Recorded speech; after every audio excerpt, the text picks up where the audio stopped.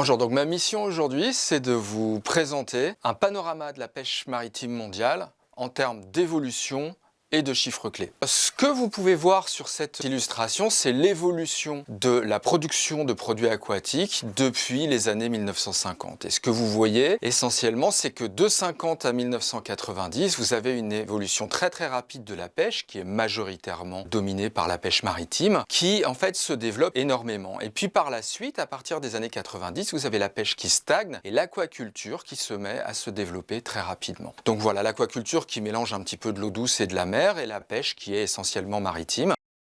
Donc on est sur ces produits aquatiques, sur la plus grosse croissance de produits alimentaires. Il n'y a aucun autre produit alimentaire qui a ce niveau de croissance. C'est phénoménal. Et on a eu d'abord la croissance de la pêche, puis la croissance de l'aquaculture. Et si vous regardez ces niveaux de production, eh bien aujourd'hui vous êtes schématiquement à peu près à 50-50, même si l'aquaculture est en train de dépasser la pêche. Ça c'était vrai pour la production, mais maintenant il faut que je vous parle de la consommation. Parce qu'en fait, la pêche, on en consomme environ les 3/4, alors qu'on consomme l'intégralité de ce qu'on produit en aquaculture. Ce qui fait que dans ces 170 millions de tonnes de production environ, ou 180 que je vous présentais au préalable, eh bien on a l'aquaculture dominante pour l'alimentation humaine parce qu'une part de la pêche sert juste à alimenter des animaux. Donc chaque humain en moyenne, même si c'est très variable entre les pays, mange un petit peu plus de 20 kg par habitant. Pour 8 milliards d'habitants, ça fait 160 millions de tonnes de manger, ce qui est supérieur aux autres sources de production animale et ça représente environ 17% des protéines animales, donc avec un petit peu moins de 50% pour la pêche maritime. Donc la pêche tout d'abord, puis l'aquaculture ensuite, ont permis d'augmenter la consommation de produits aquatiques animaux par la population mondiale et cette consommation, elle a triplé depuis la moitié du XXe siècle. Alors maintenant, je vais vraiment me focaliser sur la pêche maritime et la pêche maritime, elle a cette spécificité, c'est que c'est la dernière activité de chasseurs-cueilleurs. C'est-à-dire quand vous allez faire vos courses, vous pouvez manger des produits de l'agriculture, de l'élevage, ou de l'aquaculture ou de la pêche. Vous ne mangez pas des produits de la chasse en fait.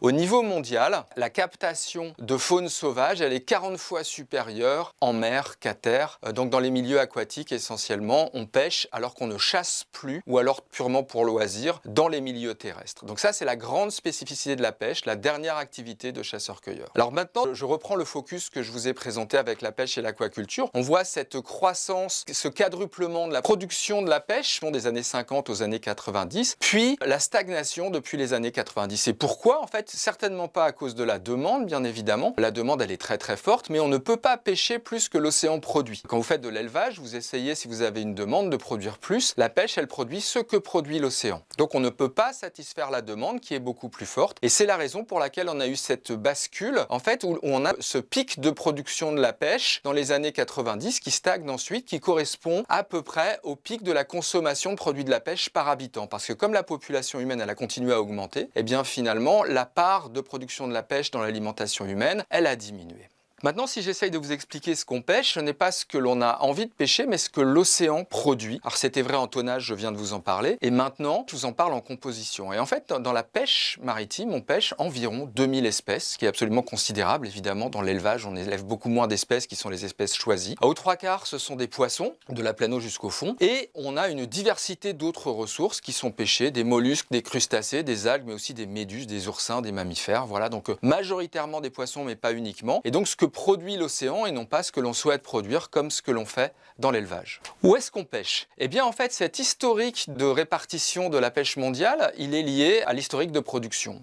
Dans les années 50, on commence à développer de façon assez majoritaire la pêche et cette pêche qui se développe, elle augmente énormément les niveaux de production. On sature progressivement les différents endroits à proximité des lieux de consommation où on veut pêcher et on va pêcher plus loin. Et aujourd'hui, on pêche finalement au prorata de la production des océans, c'est-à-dire que globalement, le Pacifique, qui représente 50% de l'océan mondial mais est particulièrement productif, représente à lui seul plus de 55% de la production par la pêche maritime, qui est donc dominée par l'Asie, qui à elle seule fait plus de la moitié des captures. J'ai à peu près terminé ce panorama. Je vous ai expliqué qu'on pêchait de tout, parce qu'on pêche ce qu'on trouve et non pas ce que l'on souhaite produire. On pêche partout, parce qu'on a pêché d'abord devant chez soi, puis ensuite on a exploité l'ensemble des océans. Et que cette pêche, elle reste, même si la part par être humain diminue parce qu'on est à saturation, importante par rapport à l'alimentation humaine, pour laquelle elle représente la dernière part des activités de chasseurs-cueilleurs et une part conséquente des apports de protéines. Alors finalement, pour faire une petite conclusion qui va avec la suite de ce qui sera présenté dans cette partie pêche du MOOC, eh bien, on est à saturation sur la pêche, je vous l'ai expliqué, c'est pour ça que la production, elle a plafonné, parce qu'on est sur un niveau de surexploitation croissante à l'échelle mondiale, et ce qu'il faut simplement retenir à l'issue de ce panorama global, c'est que finalement, on pourrait pêcher mieux, ce qui vous sera expliqué par la suite, c'est-à-dire finalement, aller pêcher un petit peu moins, avoir une moindre pression sur la ressource, qui vous amènerait à produire un petit peu plus en travaillant un petit peu moins, et donc à gagner plus en travaillant moins, en dépensant moins. Et donc ça, c'est